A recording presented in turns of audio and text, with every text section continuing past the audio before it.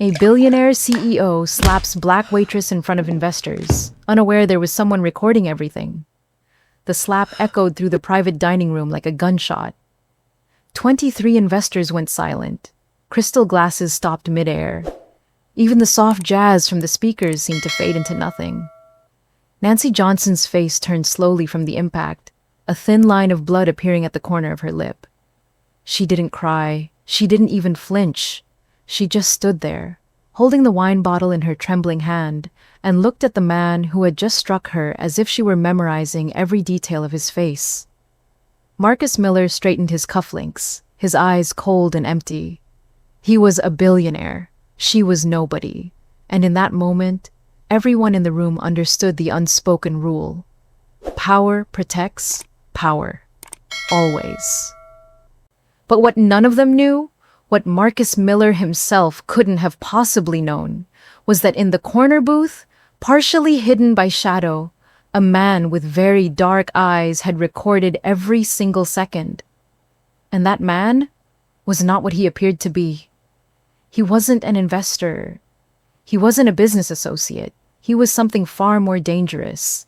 He was the kind of man who built empires in places where the law couldn't reach. And 3 years ago, Nancy Johnson had been his wife. If you're hearing this story, you're about to witness how one moment of cruelty set off a chain of events that would destroy a billion-dollar empire, expose secrets that powerful people killed to protect, and force two people who once loved each other to decide whether justice matters more than survival. This isn't a fairy tale. This is what happens when the wrong person gets humiliated in front of the wrong witness. Stay with me. You won't believe where this goes. And if you want to see how this ends, go ahead and subscribe now, because you're going to want to follow this all the way through. Hit that subscribe button if you haven't. By doing this, you encourage us to keep bringing you more stories. Now let me take you back to the beginning. Let me show you how we got here. 3 years earlier, Nancy had been someone completely different. She had been Nancy Kang, wife of one of Seoul's most feared and respected figures. Kang Min-jun wasn't just wealthy. He wasn't just powerful. He existed in that shadowy space where legitimate business and darker enterprises blurred together so completely that even law enforcement couldn't quite figure out where one ended and the other began. Hotels, shipping companies, entertainment venues, real estate. On paper, everything looked clean. Beneath the surface, his organization controlled supply chains that governments pretended not to see. Nancy had known what she was getting into when she married him. Or at least, she thought she had. Min-jun had pursued her with the kind of focused intensity that could feel like love if you didn't look too closely. She had been working as a financial analyst at an international firm in Seoul, one of the few black women in the entire company, already used to standing out, already used to fighting twice as hard for half the recognition.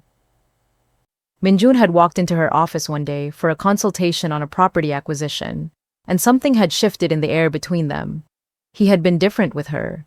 Softer. The man who made grown men nervous had looked at her like she was the only person in the room who mattered. 6 months later, they were married in a private ceremony that cost more than most people's houses. She had worn red, traditional Korean silk embroidered with golden phoenixes. He had promised her that his world would never touch her, that she would be protected, always.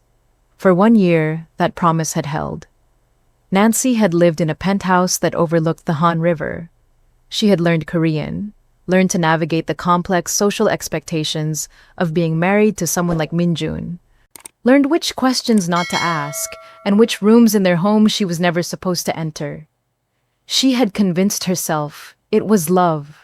She had convinced herself that the parts of him she didn't see didn't matter as long as the parts she did see belonged to her. Then she got pregnant. Everything changed the moment that second line appeared on the test. Min-jun's protectiveness went from comforting to suffocating overnight. Security tripled.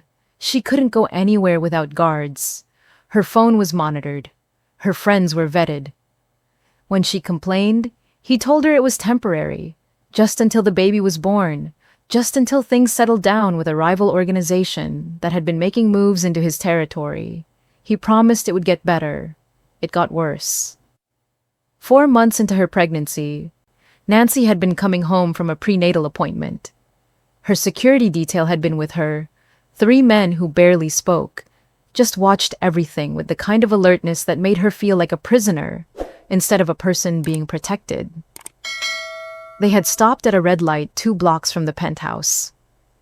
Nancy had been looking out the window, one hand resting on her barely visible belly, thinking about names, about whether the nursery should be painted blue or yellow, about normal things that normal pregnant women thought about.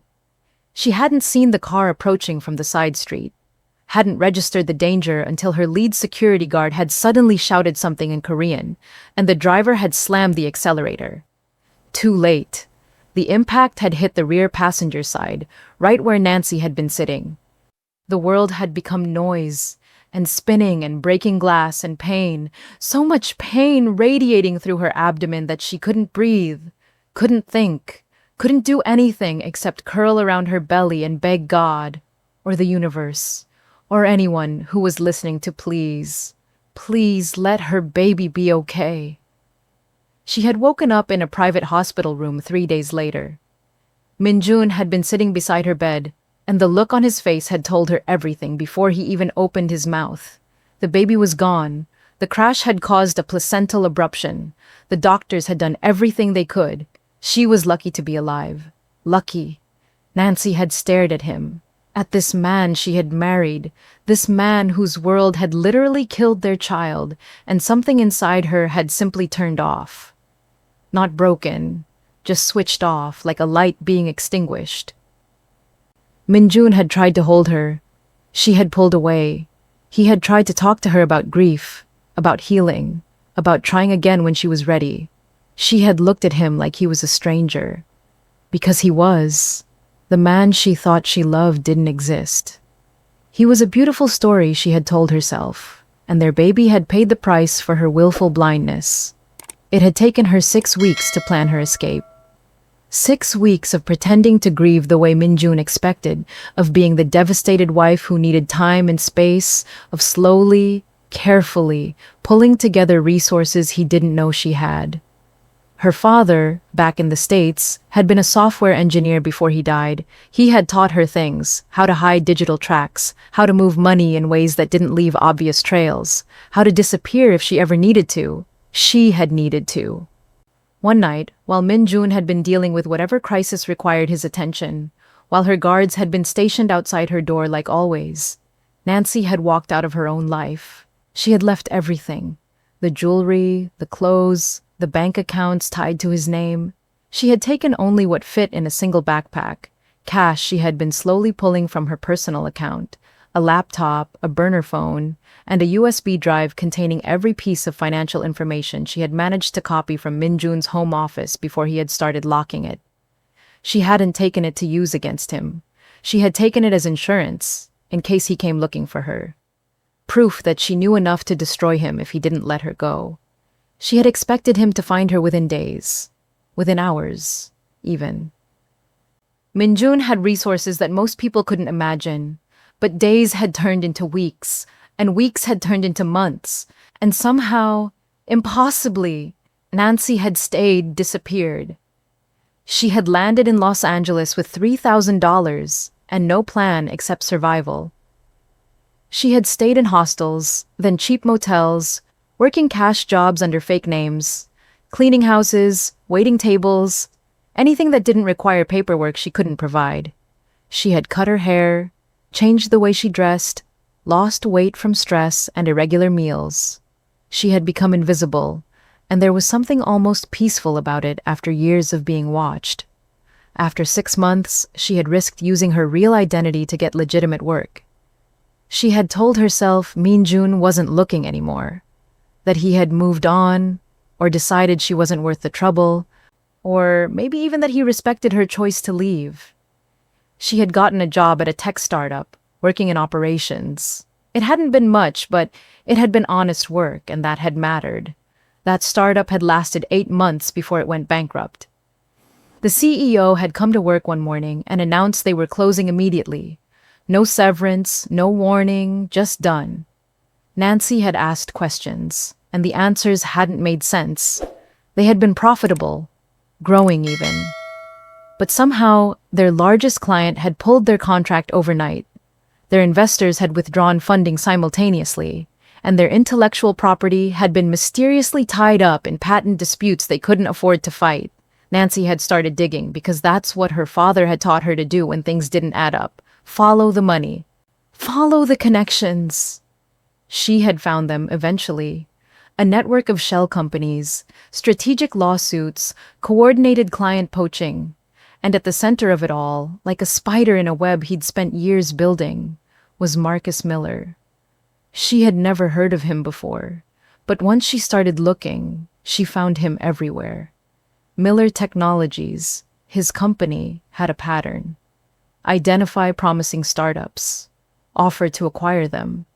If they refused, systematically destroy them and acquire the assets for pennies during bankruptcy proceedings. It was legal, technically, ruthless, absolutely. But legal. The startup she had worked for was number 17 on his list.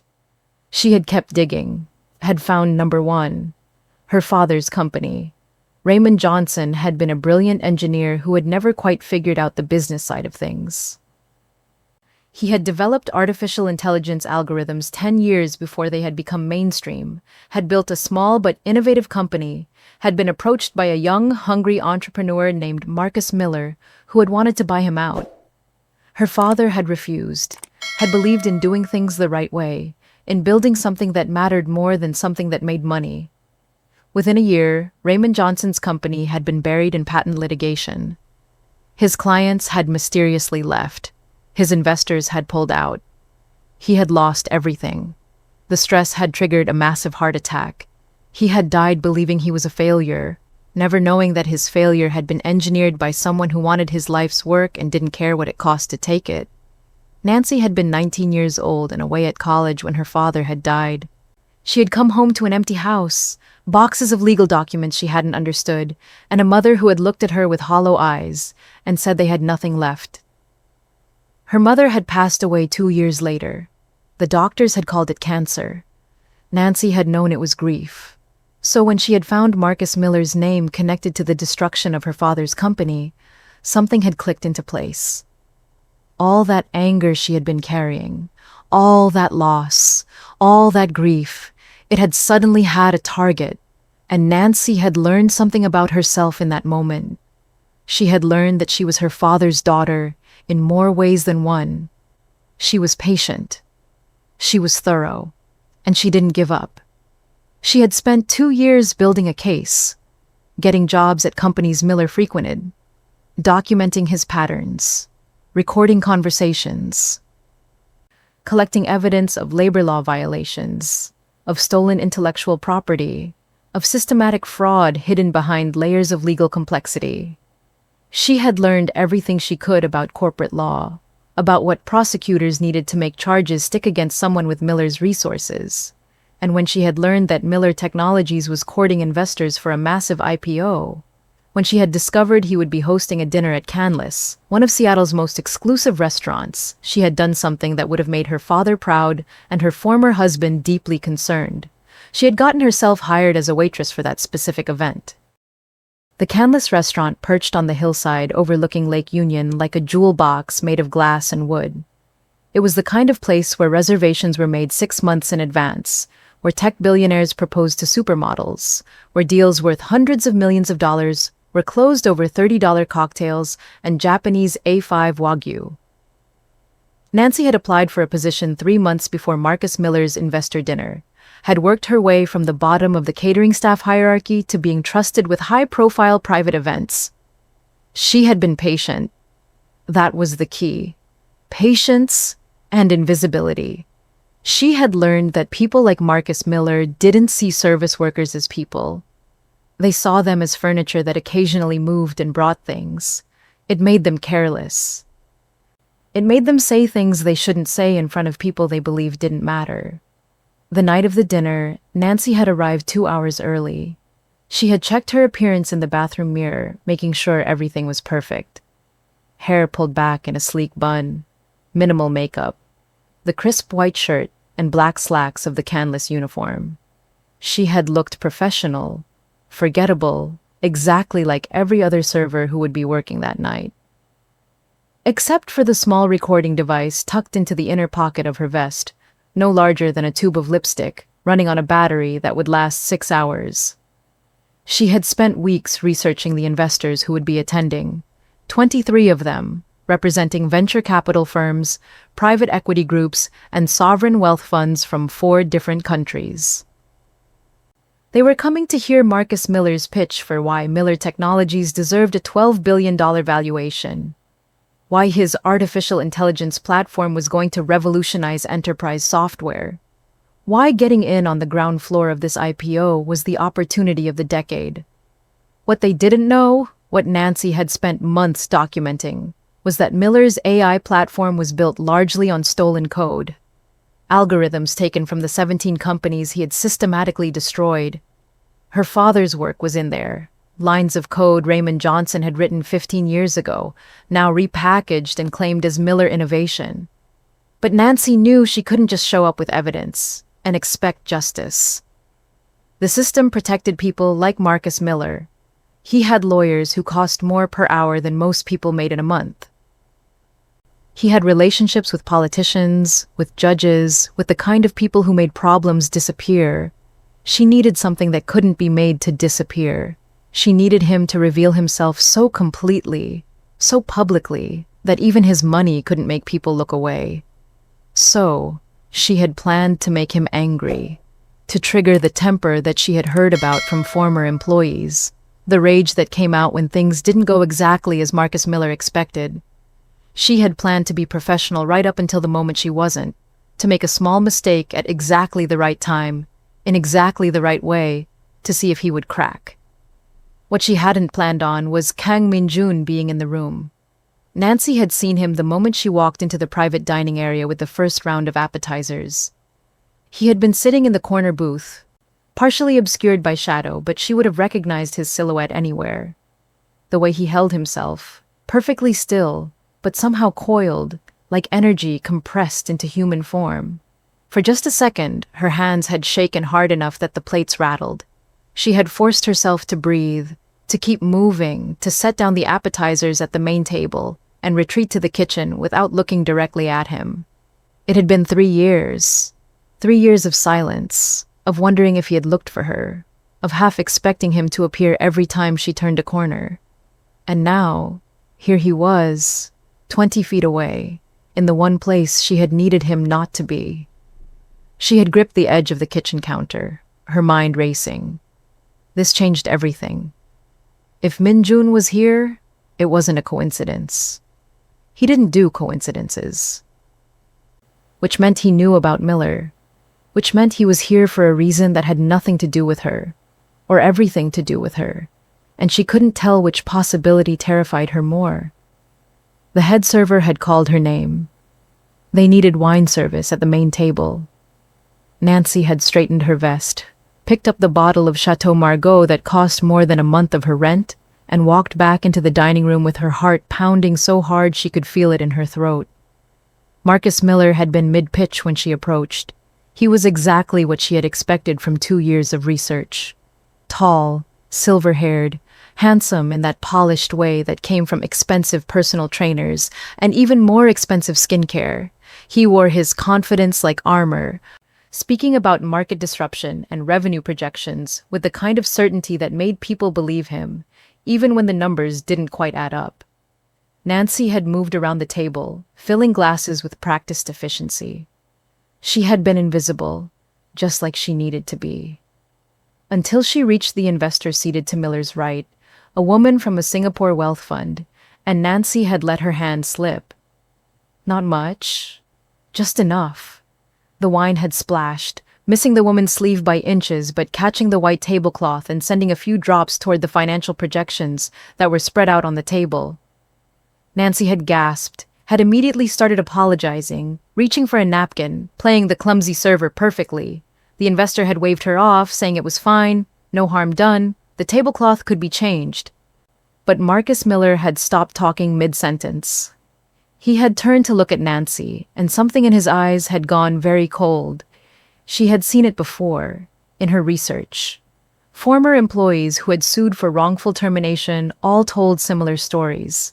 Marcus Miller didn't tolerate mistakes, didn't tolerate anything that made him look less than perfect in front of people whose opinions mattered to him. And right now, in front of 23 investors who controlled billions of dollars, a black waitress had just disrupted his carefully orchestrated presentation. What happened next? Nancy had expected.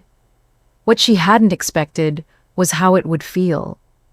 Miller had stood up slowly. He had looked at her the way someone might look at an insect they were about to crush. His voice had been quiet, controlled, but carrying clearly in the sudden silence of the room. "Do you have any idea how much is riding on this dinner?" he had said. "Do you have any concept of what you've just interrupted?" Nancy had kept her eyes down, playing the part. "I'm so sorry, sir. It was an accident. Let me clean this up and—" "An accident." He had laughed, but there was no humor in it. "You people always have excuses, don't you? Always someone else's fault. Always too incompetent to do the simplest job correctly." The room had shifted. Several investors had looked uncomfortable.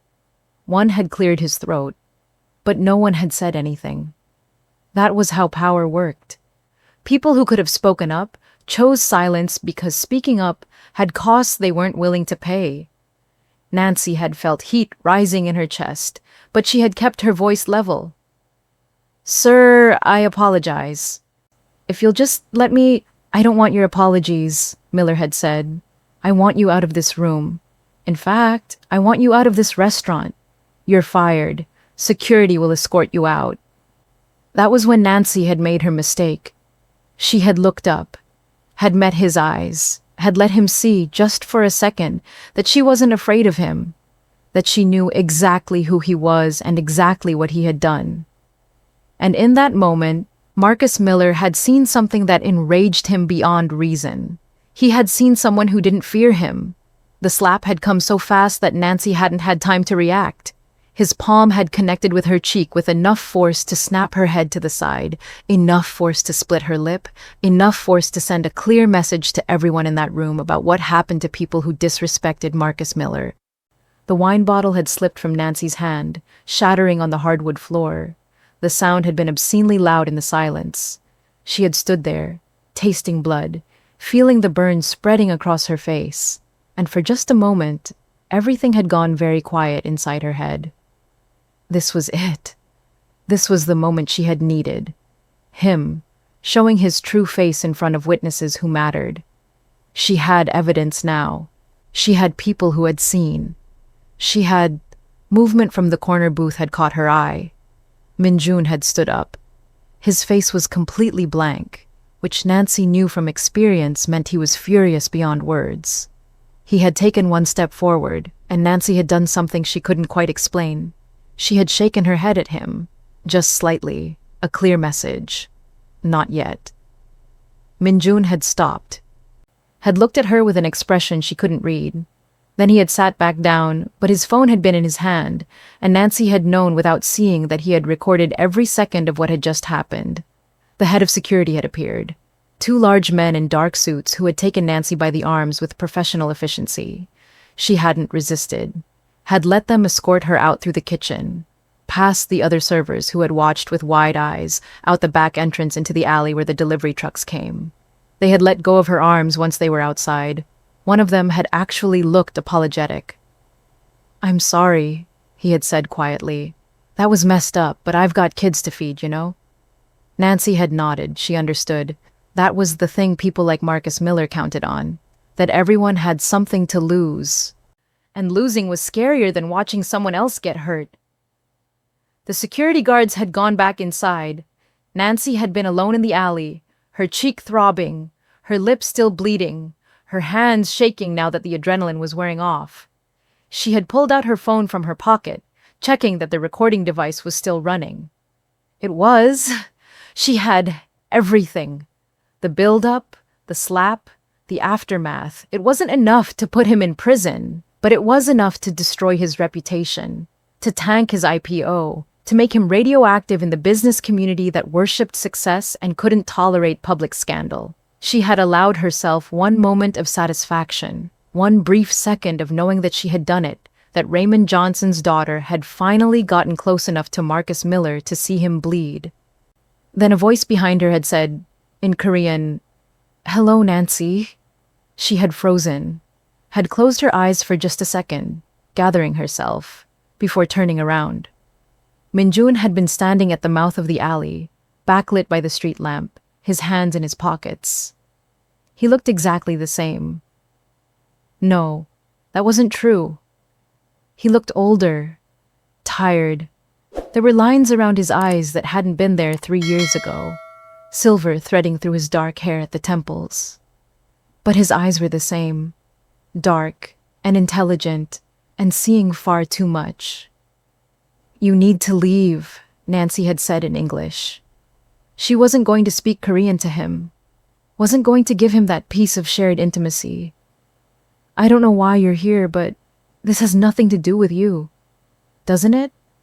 Minjun had switched to English, his accent barely noticeable. He had always been good with languages. "You're bleeding." "I'm fine. Nancy, don't." She had cut him off, her voice sharp. "Don't say my name like that. Don't pretend you have the right to care whether I'm bleeding or not. You lost that right when your world killed our baby."